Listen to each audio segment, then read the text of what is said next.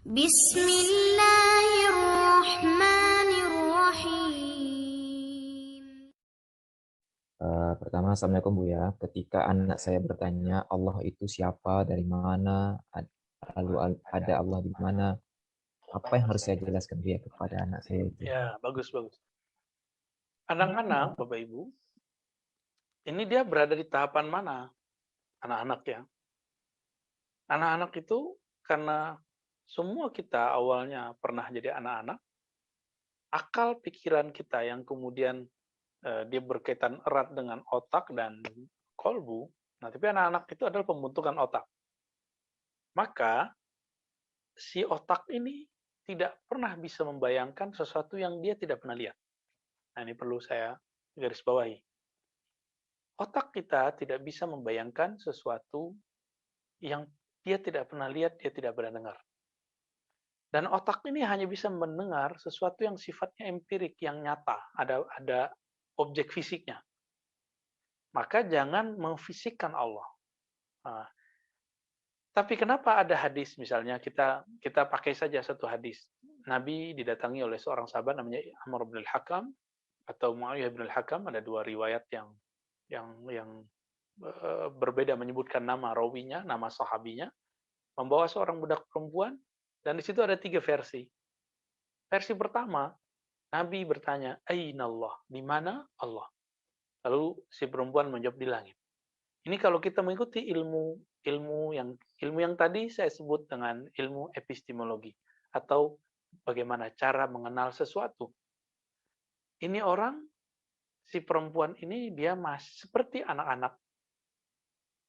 Makanya Imam Ibnu Hajar mengatakan orangnya naqisul akal atau semaknanya ya, qasirul akal. Akalnya tidak semaju, tidak selengkap, sesempurna orang yang berakal ya. Jadi dia masih kayak anak-anak. Ketika dia mengatakan jawab fis sama, di langit, berarti dia menolak berhala. Maka Nabi menganggapnya mukmin. Itu baru satu versi. Di versi yang kedua tidak disebutkan bahwa perempuan ini kurang akalnya. Nabi bertanya, man rabbuk? Siapa Rob kamu? Lalu perempuan mengatakan, Allah, Rabbi Allah. Di hadis yang ketiga, Nabi bertanya, apakah engkau bersaksi tiada yang disembah kecuali Allah? Dan dia kemudian mengulang persaksiannya.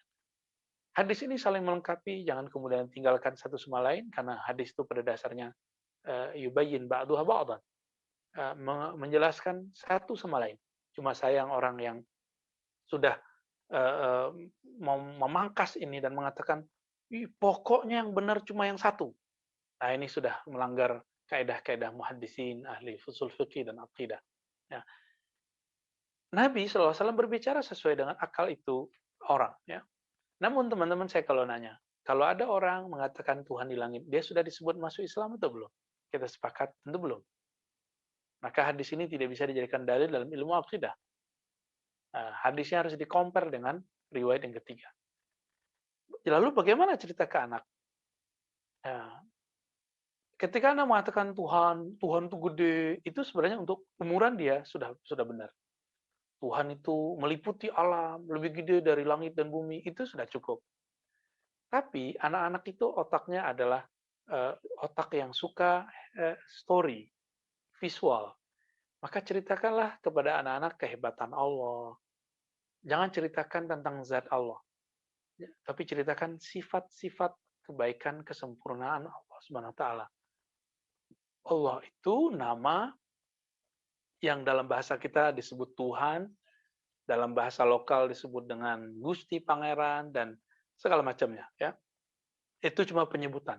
Allah itu bukan juga bahasa Arab murni, itu bahasa Arab yang bahkan berasal dari bahasa lebih tua, bahasa Nabi Adam ya.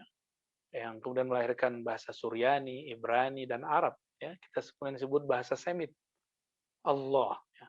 Dan memang ini Allah pilih namanya dengan nama yang paling mudah dipahami oleh semua makhluk, yaitu lafaz Allah ya. Kadang dia menyebut dirinya huwa, dia ya. Dia ini juga sulit untuk diceritakan, tapi Allah Subhanahu wa taala memberikan dalam Al-Qur'an itu ada cerita tentang dia yang menciptakan, dia yang menumbuhkan, dia yang kemudian menggerakkan. Maka berceritalah kepada anak tentang Allah mengenai apa yang dia lakukan. Nah, ini adik dulu kecil, sekarang gede. Ah, itu yang membuat adik besar itu Allah. Jadi giring dia, bawa dia untuk bercerita tentang dirinya, tentang peran Allah pada dirinya. Semakin dia mengenal peran Allah dalam dirinya di alam semesta, semakin dia mengenal Allah, semakin dia ingin tahu tentang Allah Subhanahu wa taala. Jadi jangan cerita hal-hal yang sifatnya fisik, apalagi yang dilakukan oleh beberapa orang yang mengatakan, "Saya bertanya ke anak saya di mana Allah?" Cuma mengatakan Allah di langit. Nah, ini orang terjebak baru pada pengenalan Allah pada tahapan empirik. Jadi kalau kita mau ngalah, betul, orang yang mengatakan seperti ini untuk tahapan empirik dia sudah benar. Tapi untuk untuk tahapan rasio akal yang sahih, kolbu orang ini masih jauh. Jadi bawa anak bercerita secara visual mengenai peran-peran, keindahan, kehebatan Allah Subhanahu wa taala. Ya, lanjut.